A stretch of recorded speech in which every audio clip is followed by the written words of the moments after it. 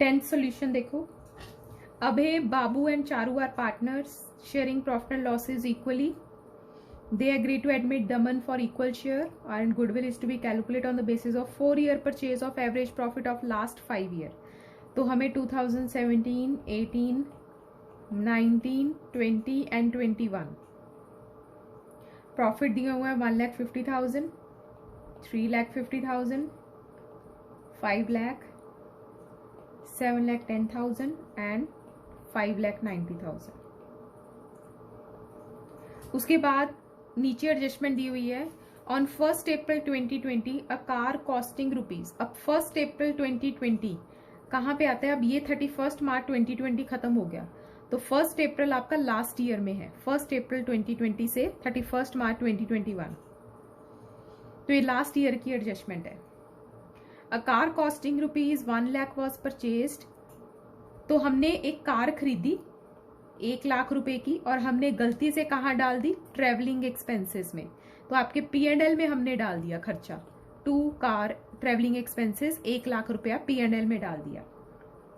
तो अगर हमने कैपिटल नेचर को रेवेन्यू ट्रीट करा है तो हम क्या करेंगे? कॉस्ट प्लस करेंगे एंड डेप्रिसिएशन माइनस करेंगे. ठीक है, लेस डेप्रिसिएशन. अब डेप्रिसिएशन कितनी है? 25%. तो 1 लाख का 25% 25,000. उसके बाद interest of 10,000 on non trade investment is credited to income for the year ended 31 March 2020. तो interest on non trade investment आपकी एबनॉर्मल गेन है, तो ये भी आपने निकाल देनी है. 10,000 एंड 10,000 दोनों सालों में से माइनस कर देनी है. तो अब आपके एडजस्टेड प्रॉफिट्स आ गए 1,50,000, 3,50,000, 5 lakh and 7 lakh. And last वाले में आपका ऑलरेडी लॉस था, तो ये नेगेटिव फिगर है, ये भी नेगेटिव, ये भी नेगेटिव. तो नेगेटिव वालों को इकट्ठा कर लो. 5,90,000 प्लस 25,000 प्लस 10,000 माइनस 1 लाख. तो नेगेटिव में 525,000 आ जाएगा.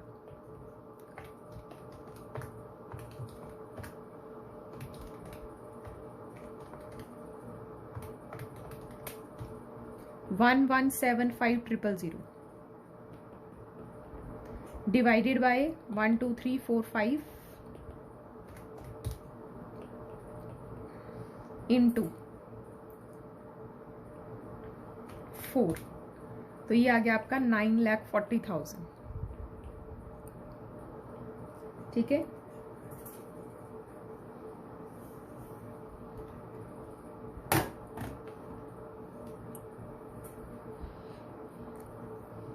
इसके बाद किस में प्रॉब्लम है? आफ्टर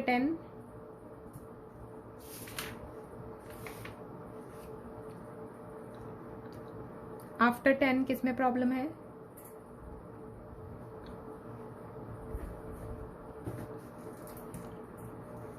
ओके, कैलकुलेशन में गलती थी. ठीक है, ठीक है. अब इसके बाद देखो वेटेड एवरेज मेथड.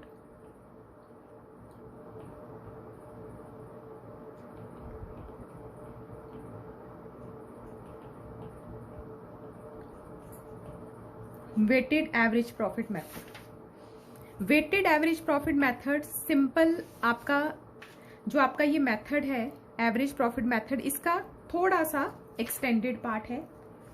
तो जैसे आपको प्रॉफिट्स दिए गए हैं 40,000, 48,000, 60,000, 50,000, 36,000, आपको साथ में वेट्स दिए जाएंगे.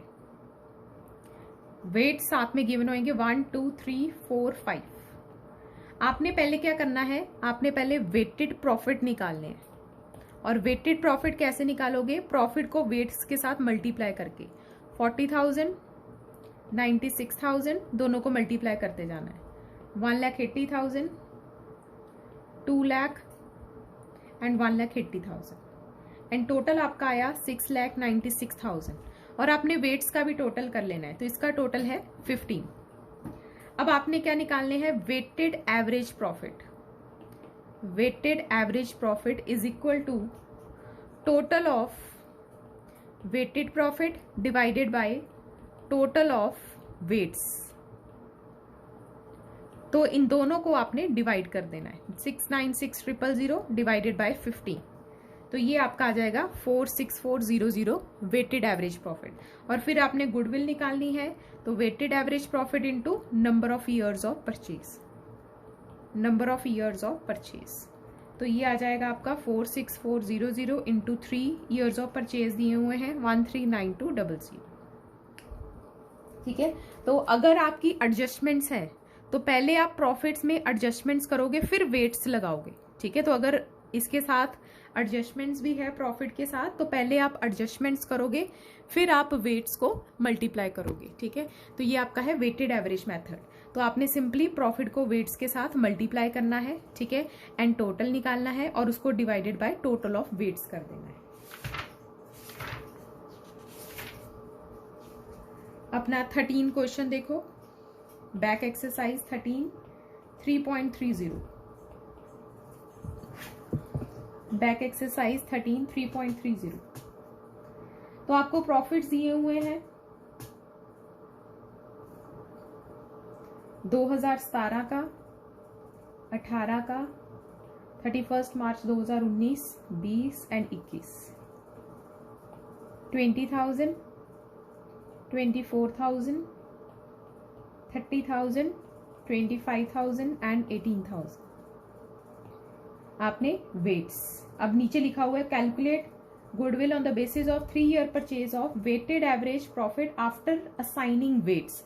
तो आपको वेट्स दिए हुए हैं 1 2 3 4 5। ठीक है, तो हमने क्या करना है, वेटेड एवरेज प्रॉफिट तो मल्टीप्लाई करके 20,000, 48,000, 90,000, 1 लाख,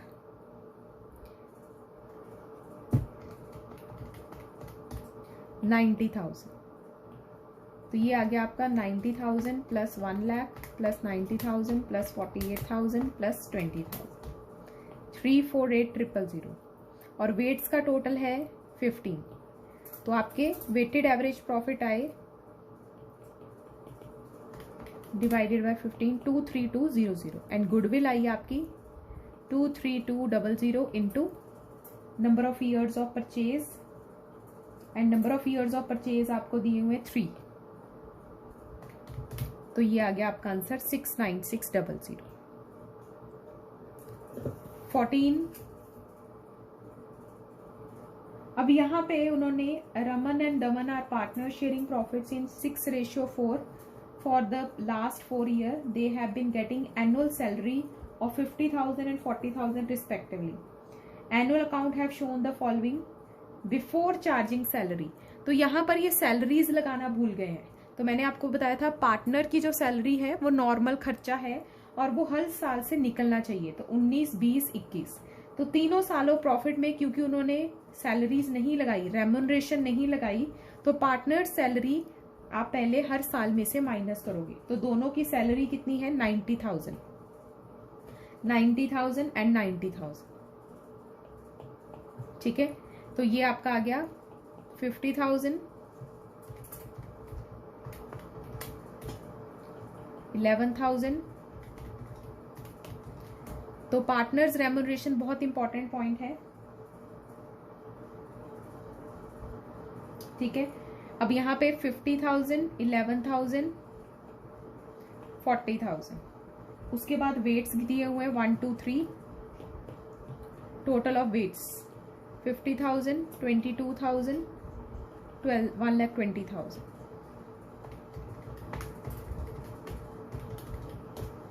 192,000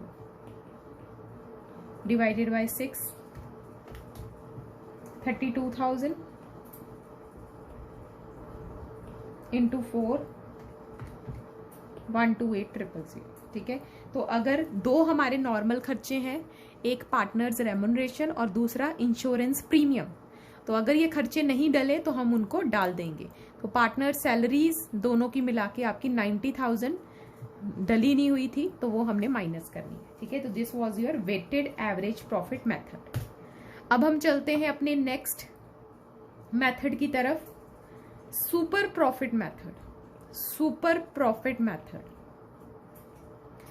अब super profit method, average profit method में हम अपने ही प्रॉफिट को कंपेयर कर रहे थे, लेकिन अब हम अपने आप को किसी बाहर वाले के साथ कंपेयर करना चाहते हैं।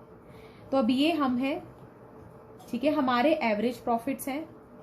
हम देखना चाहते हैं कि जो पैसे हमने अपने बिजनेस में लगाए वही अगर हम मार्केट में लगाते, वही कैपिटल अगर हम मार्केट में लगाते तो हमें कितनी रिटर्न आती, तो उसको हम बोलते हैं नॉर्मल प्रॉफिट। तो जितने पैसे हमने अपने बिजनेस में लगा के प्रॉफिट कमाए हैं वही पैसे अगर हम मार्केट में लगाएं तो हमें उसके ऊपर नॉर्मल प्रॉफिट कितने होंगे, और फिर हम इन दोनों प्रॉफिट को कंपेयर करते हैं। जब आपके profit average profit normal profit से ज्यादा होते हैं तब आप कमाते हो सुपर प्रॉफिट्स। सुपर प्रॉफिट्स मतलब आप मार्केट से भी ज्यादा पैसे कमा रहे हो, ठीक है, तो दैट इज सुपर प्रॉफिट। तो हम यहाँ पे दो प्रॉफिट्स को कंपेयर करेंगे, average profit and normal profit को। तो नॉर्मल प्रॉफिट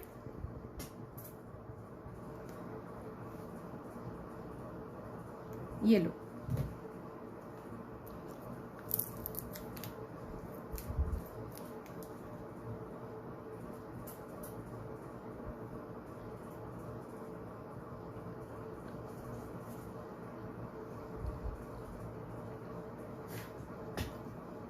तो अब यहाँ पे हमारे प्रॉफिट एंड हम बाहर वाले प्रॉफिट को कंपेयर कर रहे हैं। तो इसके स्टेप्स क्या बनेंगे? Step one will be calculate average profit, जैसे हम अपने फर्स्ट मेथड में करते आ रहे हैं, कैलकुलेट एवरेज प्रॉफिट्स। तो फॉर्मूला वही है, total profit divided by number of years. Step 2, और ये हमारे प्रॉफिट्स हैं, ये हम हैं, ठीक है, एंड देन हम कैलकुलेट करेंगे, कैलकुलेट नॉर्मल प्रॉफिट्स। अब नॉर्मल प्रॉफिट्स को कैलकुलेट करने के लिए आपको क्या फॉर्मूला होएगा? आपको दिया जाएगा कैपिटल एम्प्लॉयड,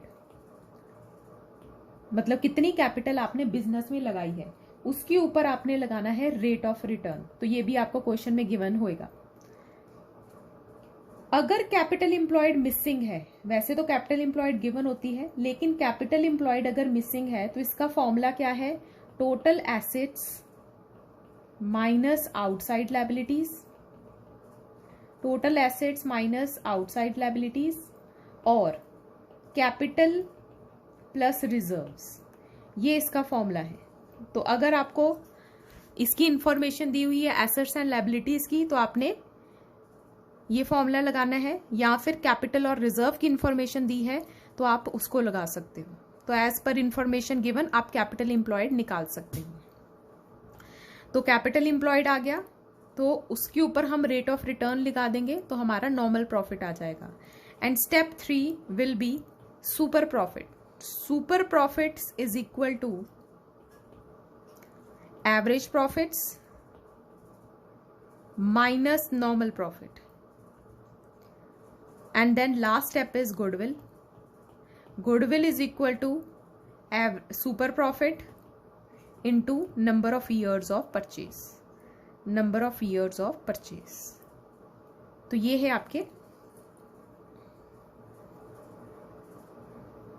सुपर प्रॉफिट से गुडविल कैलकुलेट करने का तरीका, ठीक है।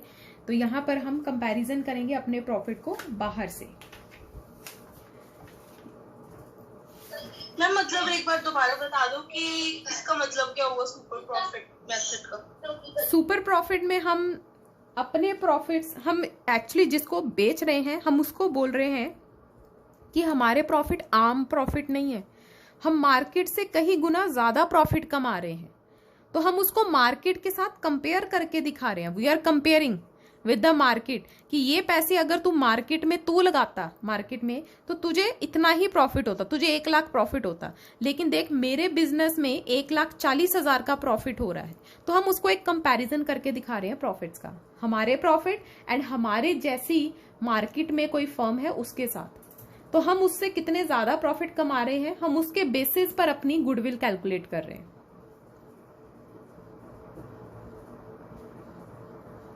ठीक है मैम? हाँ जी मैम इसमें एक्सेप्शंस भी तो थी ना, मतलब माइनस क्या करना है उसमें से, फिक्टिशियस एसेट वगैरह। हाँ वो, लेकिन यहाँ पे ऐसा इतना ज़्यादा इसको कंसिडर नहीं करा गया, तो सिंपली आपको ये टोटल एसेट्स लायबिलिटी दी होती है, कैपिटल रिजर्व दिया होता है, ज़्यादा वो फिक्टिशियस एसेट्स वाले पॉइंट यहाँ पे नहीं है। ठीक है, अब देखो आपकी इलस्ट्रेशन। वैसे हाँ, फिक्टिशियस एसेट्स को इग्नोर करा जाता है जब हम कैपिटल इंप्लॉयड निकालते हैं। तो फिक्टिशियस एसेट्स कौन सी होती है? Advertisement suspense account, deferred revenue expenditure, ठीक है, और P&L डेबिट बैलेंस। तो ये फिक्टिशियस एसेट इग्नोर करी जाती है। इनका मतलब क्या होता है? ये एक्चुअल में एसेट्स नहीं होती, ये सिर्फ नामात्र हमारे एक तरह से खर्चे होते हैं जिनको हमने रखा होता है बैलेंस शीट में राइट ऑफ करने के लिए। तो उससे हमें कुछ मिलता नहीं है, ये वो हमारे बिजनेस की कोई एसेट नहीं है, वो सिर्फ एक खर्चे को जो पोस्टपोन कर दिया गया है, एक जगह दी जाती है कि तू यहाँ पे रह ले थोड़ी देर के लिए, क्योंकि वो टेम्पररी होते हैं, तो धीरे धीरे करके वो खत्म हो जाते हैं। अपनी इलस्ट्रेशन 9 देखो, पेज नंबर 3.15। Illustration 9 page 3.15। तो आपको प्रॉफिट्स दिए गए हैं 18,000, 20,000, 22,000, ठीक है, और दिया हुआ है capital investment of the firm है 60,000। तो फर्म ने कैपिटल इन्वेस्ट करी है 60,000, उसके ऊपर नॉर्मल रेट ऑफ रिटर्न 10% है। तो हमें गुडविल कैलकुलेट करनी है on the basis of average super profit. तो पहले तो हम स्टेप 1 में क्या कैलकुलेट करेंगे? Average profits. Average profit is equal to total profit. तो टोटल प्रॉफिट है 18,000 प्लस 20,000 प्लस 22,000, 60,000 डिवाइडेड बाय 3, 20,000, और उसके बाद normal profits. And normal profits का फॉर्मूला क्या है? 60,000 capital employed into rate of return. तो बाहर हम अगर पैसा लगाएं तो हमें 6,000 रुपये का प्रॉफिट हो रहा है, जबकि हम 20,000 रुपया कमा रहे हैं। तो हम कितना ज्यादा प्रॉफिट कमा रहे हैं लोगों से? बाहर से 14,000 रुपया ज्यादा कमा रहे हैं। तो इस 14,000 एक्स्ट्रा प्रॉफिट के बेसिस पर हम अपनी गुडविल कैलकुलेट कर रहे हैं, और ये प्रॉफिट हम कितने सालों तक कमाते रहेंगे? 3 years परचेज। तो 42,000 हमारी गुडविल है।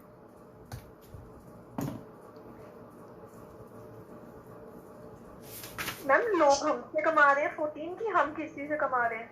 ये हम कमा रहे हैं।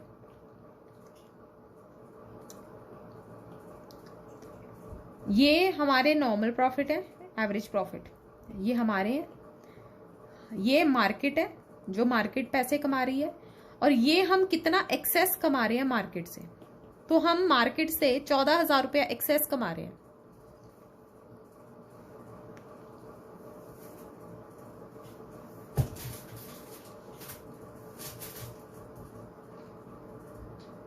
ठीक है,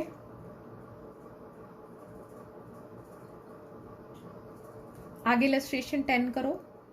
इलस्ट्रेशन 10।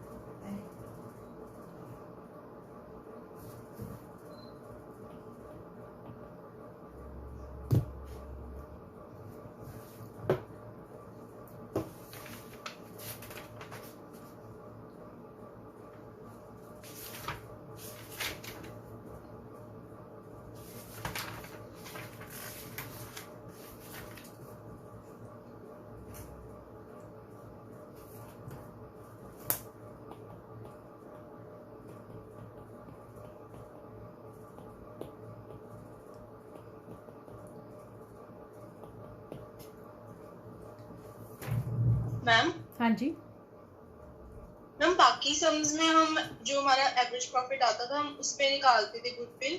हाँ तो जी इसमें जो हमारे पास एक्सेस आया उस पे निकाला, बिल्कुल। ऐसा क्यों मतलब? ये बस निकालने का तरीका है, अलग अलग मेथड्स हैं गुडविल को कैलकुलेट करने के।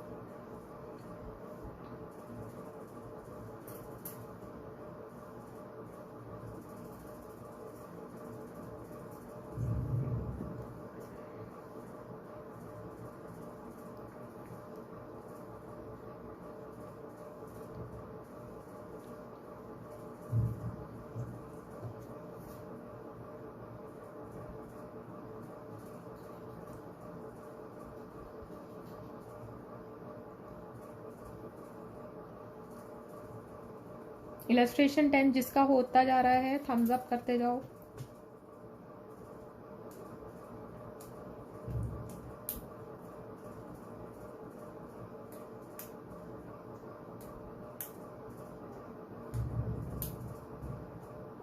प्रभजोत का हो गया।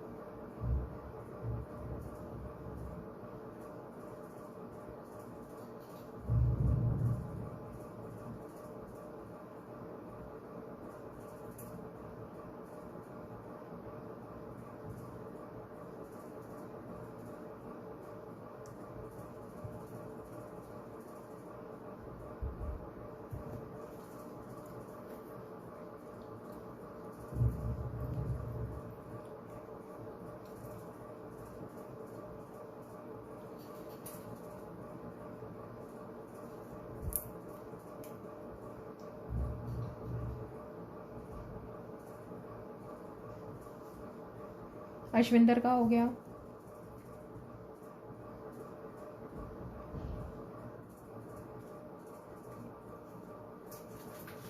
दमन, ज्ञानप्रीत, ईशान के दमन का हो गया। ज्ञानप्रीत, ईशान का हो गया। ज्ञानप्रीत यू आर लेफ्ट। अब इसके बाद illustration 11। Average net profit of home depot expected in the future is 54,000। तो आपको एवरेज प्रॉफिट दिए हुए हैं 54,000। एवरेज कैपिटल एम्प्लॉयड भी दी हुई है और उसके ऊपर रिटर्न 10% है। तो normal profit 3 lakh into 10%, 30,000। And remuneration of partner, तो पार्टनर सैलरी आपका नॉर्मल खर्चा है, तो इसको आपने एवरेज प्रॉफिट में से जरूर निकालना है, माइनस जरूर करना है, ठीक है। तो remuneration of partner is 9,000 per annum. तो अब आपका एवरेज प्रॉफिट कितना हो गया? 45,000। तो एडजस्टमेंट्स, एवरेज प्रॉफिट में से एडजस्टमेंट आपने जरूर करनी है। Partner salary and insurance premium is a normal खर्चा, तो उसकी डिडक्शन होएगी, ठीक है। तो नेक्स्ट आपका है super profit, average profit minus normal profit 15,000। And goodwill कितना आया? 15,000 इंटू ईयर्स ऑफ परचेज आपके हैं 2 ईयर्स ऑफ परचेज 30,000। नेक्स्ट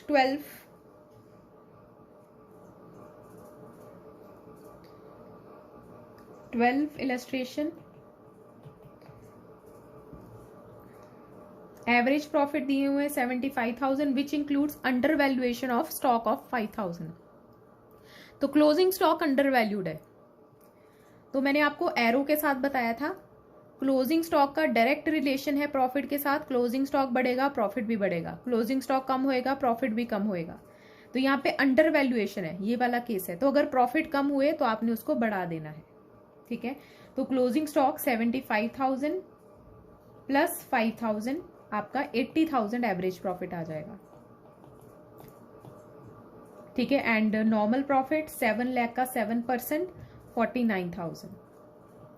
तो आपका सुपर प्रॉफिट आ गया 31,000 and goodwill will be 31,000 into 5, 155,000। Next 13 illustration फटाफट करो। अब यहाँ पे over valuation of closing stock है, मतलब ये वाला पॉइंट है, इसको खुद करो जल्दी से।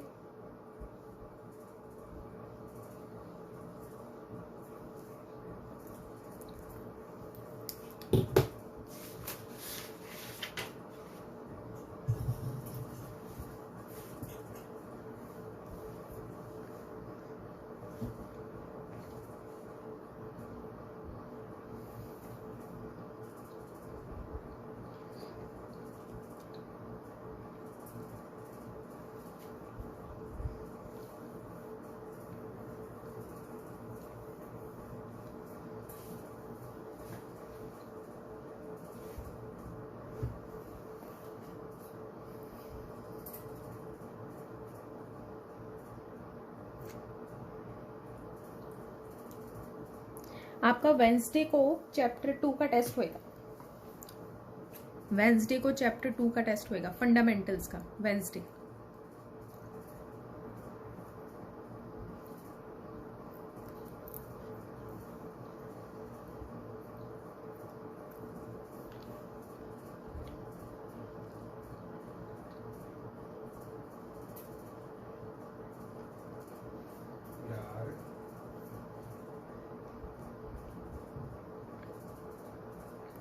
एमसीक्यू सब्जेक्टिव नहीं होना।